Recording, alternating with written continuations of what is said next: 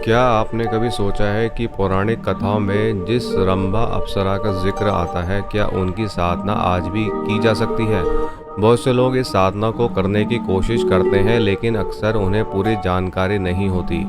कहते हैं कि इसकी सफलता एक खास कुंजी में छिपी हुई है, तो इस वीडियो में हमारे साथ बने रहिए, क्योंकि हम न केवल साधना की पूरी पारंपरिक विधि पर चर्चा करेंगे, बल्कि उस रहस्य को भी समझने की कोशिश करेंगे जो मान्यताओं के अनुसार सफलता दिला सकती है। नमस्कार और हमारे चैनल वो आनंद में आपका स्वागत है दोस्तों। आज हम एक बहुत ही रहस्यमय और दिव्य विषय पर बात करने वाले हैं। रंभा अप्सरा साधना। पौराणिक कथाओं के अनुसार रंभा की उत्पत्ति देवों और असुरों के बीच हुए समुद्र मंथन से हुई थी। उन्हें सौंदर्य, कला और प्रेम की देवी माना जाता है। ऐसी मान्यता है कि उनकी साधना करने से व्यक्ति के जीवन में बड़े बदलाव आ सकते हैं। कहा जाता है कि ये साधना न केवल अलौकिक सौंदर्य और आकर्षण देती है, बल्कि जीवन में सफलता और सौभाग्य भी ला सकती है। तो सवाल ये उठता है कि अगर ये साधना इतनी शक्तिशाली मानी जाती है, तो हर किसी को इससे सफलता क्यों नहीं मिलती? इसका एक बड़ा कारण सही विधि और मार्गदर्शन की कमी माना जाता है। कई लोग जोश में साधना तो शुरू कर देते हैं, लेकिन धैर्य की कमी, गलत सामग्री, साधना में पारंपरिक नियमों का पालन न करना, तो उस वजह से उनको परिणाम सही नहीं मिलते। एक और महत्वपूर्ण बात जिस पर हमेशा जोर दिया जाता है कि गुरु का मार्गदर्शन जरूरी है। इस तरह की साधनाओं के लिए अनुभवी गुरु का साथ होना बहुत ज़रूरी है दोस्तों, क्योंकि वही साधना के दौरान होने वाले अनुभवों का सही अर्थ बता सकते हैं। याद रखिए, ये सिर्फ एक प्रक्रिया नहीं है, बल्कि गहरी आस्था और समर्पण का मार्ग है। तो दोस्तों, अब मैं आपको वह पारंपरिक विधि बताने जा रहा हूँ जिसका पालन करने से सफलता की संभावनाएं बढ़ने की बात कही जाती है। हर कदम को कृपया ध्यान से सुने। इस साधना को किसी भी पूर्णिमा, शुक्रवार या गुरु पुष्य योग से शुभ मुहूर्त में शुरू करना चाहिए, और यह एक रात्रिकालीन साधना है जिसे आमतौर पर 7 से 27 दिनों तक करने का विधान है। एक प्राण प्रतिष्ठित रंभा त्रिगिलन यंत्र, रंभा अप्सरा का जो यंत्र है वो ले आएं। एक अप्सरा माला ले आएं, सौंदर्य गुटिका और साफल्य मुद्रिका लेकर आएं, गुलाबी या पीले रंग का आसन और वैसे ही वस्त्र आपको पहनने हैं। गुलाब के फूल या पंखुड़ियाँ जो होती हैं, इत्र, घी का दीपक और सुगंधित अगरबत्ती, ये सब लेकर आपको रखना है। सबसे पहले स्नान करके साफ गुलाबी या पीले कपड़े पहनकर पूर्व दिशा की ओर मुंह करके आसन पर बैठें। आपने सामने एक चौकी पर गुलाबी कपड़ा बिछाकर उस पर एक तांबे की प्लेट में गुलाब की पंखुड़ियाँ फैलाएं।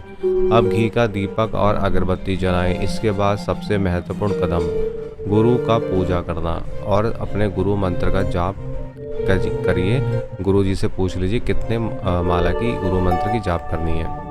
अब प्लेट में रखी पंखुड़ियाँ पर रंभा यंत्र को स्थापित कीजिए। यंत्र के दाईं और सौंदर्य गुटिका जो है उसको बाईं और साफल्य मुद्रिका को भी बाईं ओर रखिए। दोस्तों, यंत्र को दाईं और सौंदर्य गुटिका को भी दाईं ओर ही रखना है, मतलब राइट हैंड साइड पर, और बाईं मतलब लेफ्ट हैंड साइड पर आपको साफल्य मुद्रिका को रखना है। ये है। अब रंभा अप्सरा का आह्वान किया जाता है। इसके लिए दोनों हाथों में गुलाब की पंखुड़ियाँ लेकर इस मंत्र का 101 बार आपको 101 बार जाप करना है, और हर जाप के बाद पंखुड़ियों को यंत्र पर चढ़ाने के लिए कहा जाता है। तो ये मंत्र है, इसके ज़रिए आपको पंखुड़ियाँ चढ़ानी है। आह्वान के बाद अप्सरा माला से मूल मंत्र का जाप किया जाता है।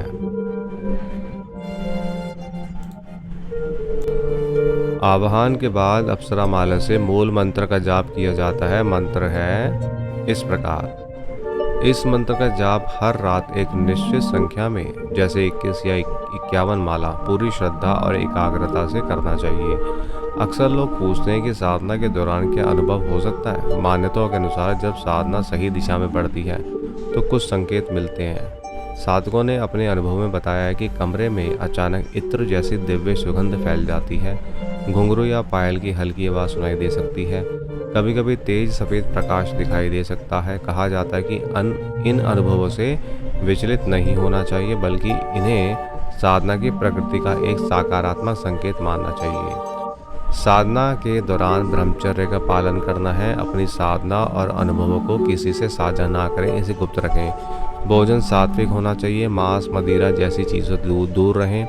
मन में पूरी श्रद्धा विश्वास रखें, किसी भी तरह का डर या शक ना करें। अगर आपको ये जानकारी दिलचस्प और ज्ञानवर्धक लगी हो दोस्तों, तो इस वीडियो को लाइक कर दीजिए और अपने दोस्तों के साथ भी शेयर कीजिए। साधना और अध्यात्म से जुड़े ऐसे ही गहरे विषयों को जानने के लिए हमारे चैनल वो आनंद को सब्सक्राइब करना ना भूलें। आप कमेंट में जय गुरुदेव लिखकर हमें अपनी शुभकामनाएं भेज सकते हैं।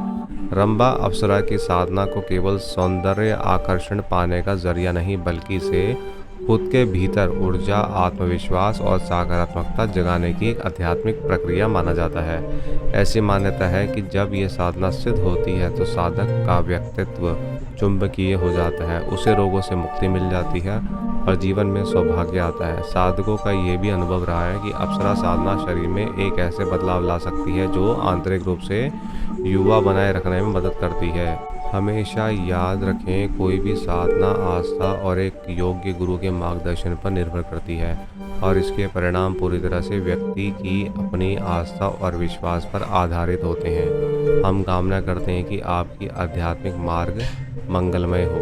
नमस्कार दोस्तों।